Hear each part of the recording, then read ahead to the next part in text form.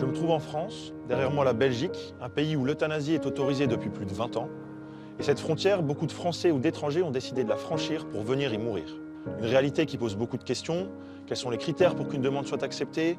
Comment ça se répercute sur les professionnels de santé sur le terrain? Pour Witness, je suis parti à la rencontre de ces personnes qui ont décidé de, comme elles le disent, mourir dans la dignité. J'ai repris le contrôle de ma vie. J'ai choisi comment elle finirait. Souvent, les deuils se passent mieux après une euthanasie. Je ne suis pas du tout en train de dire que tout le monde doit faire des euthanasies. Les choses sont très claires, les choses ont été dites, les au revoir sont faits, les merci et tout ça. L'euthanasie ne peut se pratiquer que sous certaines conditions. C'est une possibilité pour le patient, ce n'est pas un droit pour le patient, c'est une possibilité pour le médecin, ce n'est pas un devoir pour le médecin. Bruxelles, le Parlement belge. C'est là qu'a été adoptée la loi dépénalisant l'euthanasie en 2002. Les Pays-Bas et la Belgique sont les deux premiers pays de l'Union européenne à avoir légalisé la liberté de mourir. Le Luxembourg suivra en 2009, puis plus récemment l'Espagne en 2021 et le Portugal en mai 2023. En Belgique, une particularité importante, les soins de santé ne sont pas liés à un pays de résidence. Cela veut dire que, contrairement aux Pays-Bas, un ressortissant étranger peut introduire une demande d'euthanasie sur le territoire. Rien que pour cette année, plus de 70 Français sont déjà venus mourir en Belgique. J'ai voulu comprendre comment cela se passe en pratique. Alors à moins de 2 heures de Bruxelles, dans le nord de la France, j'ai rencontré Sabine. Elle est atteinte d'arthrite chronique depuis l'âge de 5 ans. Après 2 arrêts cardiaques, une détresse respiratoire, des douleurs sévères et continues et les doses de morphine qui vont avec, elle a décidé de mourir à 56 ans. François, médecin à la retraite, l'a aidée et conseillée dans ses démarches. Dans les semaines à venir, Sabine s'éteindra en Belgique à la date qu'elle a choisie. J'ai repris le contrôle de ma vie. J'ai choisi comment elle finirait. Je préfère partir dans la dignité,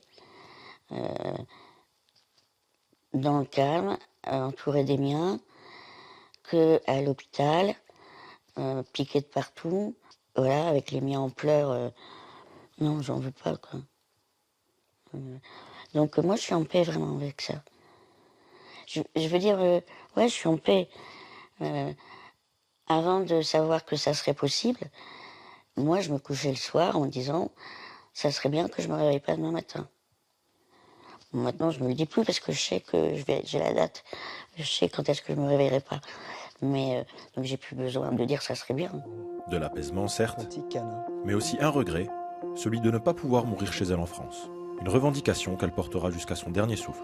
On n'obligera jamais un médecin, on n'ira jamais lui dire, bon ben, consultation aujourd'hui, ah ben, tu vas aller euthanasier monsieur machin entre telle heure et telle heure. Faut arrêter, quoi. C'est des faux débats, ça. Donc, moi, la seule chose que je demande, c'est qu'on me laisse ma liberté et qu'on la laisse aux autres. Je n'oblige personne à être euthanasié, mais par contre, j'accepte pas qu'on le refuse aux autres. Et ça me met très en colère. Une frustration partagée par le docteur Guillaumeau. Avec d'autres médecins français, il a décidé d'accompagner des patients en fin de vie. Un chemin qui peut les mener, s'ils le souhaitent, vers l'euthanasie en Belgique.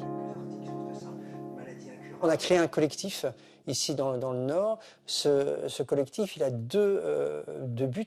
Le premier, c'est effectivement d'accompagner les personnes, de répondre à leurs questions, d'accompagner également lorsqu'on peut appeler l'ambivalence, c'est-à-dire leur changement d'avis éventuellement, leur remise en cause et pourquoi pas de différer ou d'arrêter ce qu'ils ont entrepris initialement. Ça, c'est le plus important, la co-construction, ce qu'on fait ensemble, les accompagner.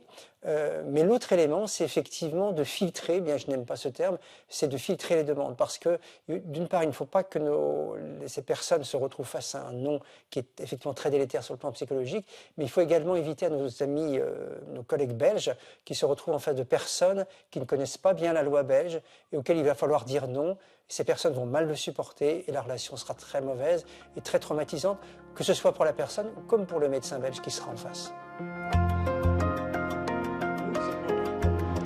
De retour à Bruxelles, je vais à la rencontre de celui qui a accepté d'aider Sabine.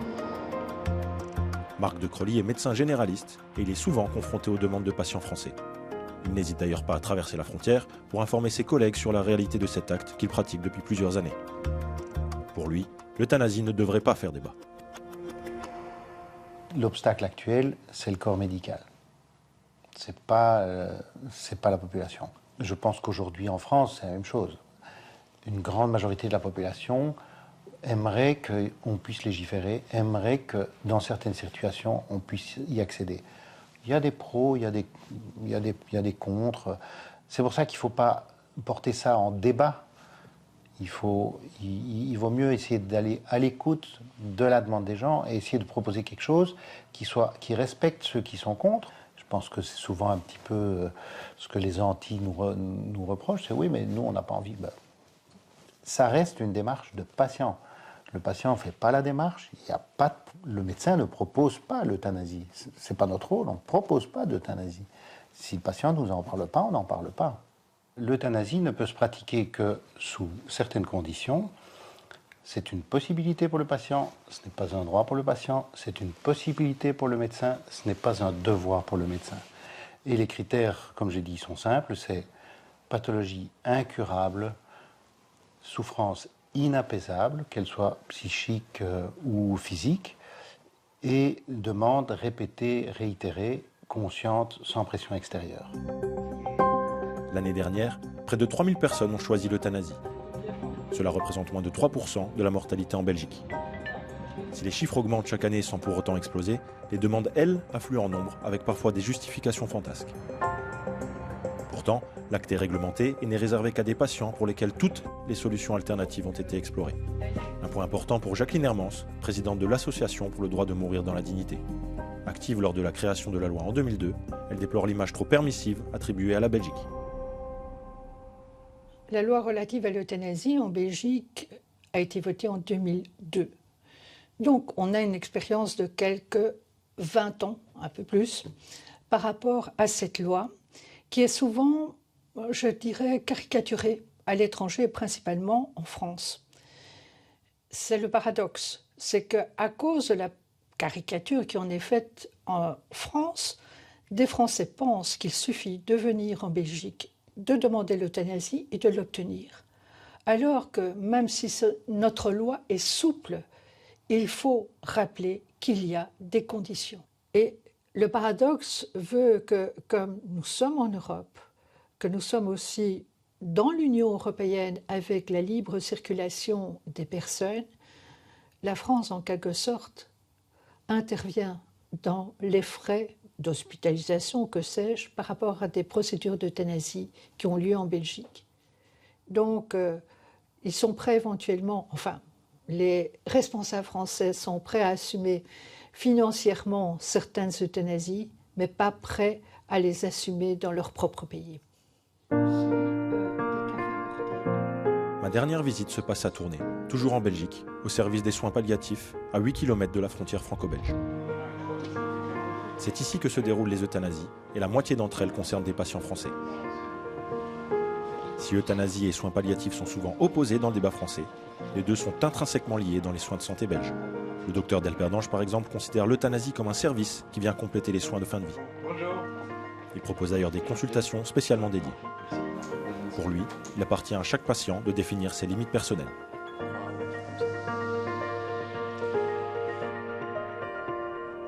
Ce qui me touche moi le plus dans les euthanasies qu'on fait, c'est de me rendre compte comme la reconnaissance que les gens ont. Je suis toujours étonné parce qu'on va faire un geste qui n'est pas anodin et qui est de lui retirer la vie, et que dans quasiment à chaque cas, le patient, dans les heures qui précèdent et les jours qui précèdent, quand je parle avec eux, ils sont extrêmement reconnaissants qu'on accepte de faire ça pour eux. Aussi par rapport aux familles, où je me souviens où il y avait une dame qui était là et ses filles vraiment ont passé la nuit là, et elle était... Donc voilà, il y avait un peu... les filles étaient là pour masser les jambes de la dame jusqu'au bout. Et on voyait... Souvent, en fait, ce que je voulais dire, c'est que souvent, c'est des beaux moments, en fait. C'est pas du tout quelque chose de... Même pour les familles, enfin, de triste, bien sûr, mais c'est toujours un beau moment de partage, d'émotion. Et j'ai l'impression, et je pense qu'il y a des études qui le montrent, hein, que souvent, les deuils se passent mieux après une euthanasie. Je suis pas du tout en train de dire que tout le monde doit faire des euthanasies, mais parce que les choses sont très claires, les choses ont été dites, les au revoir sont faits, les merci et tout ça. C'est parfois des moments un peu émouvants. Mais léger et pas lourd, parce que justement, il y a cette reconnaissance, il y a tout ça qui fait que, voilà, j'en parle comme ça maintenant, mais je ne vis pas du tout mal, ou je ne trouve pas ça pesant. Peut-être que si on devait en faire beaucoup, peut-être, mais à l'échelle où on le fait, ça se passe toujours bien.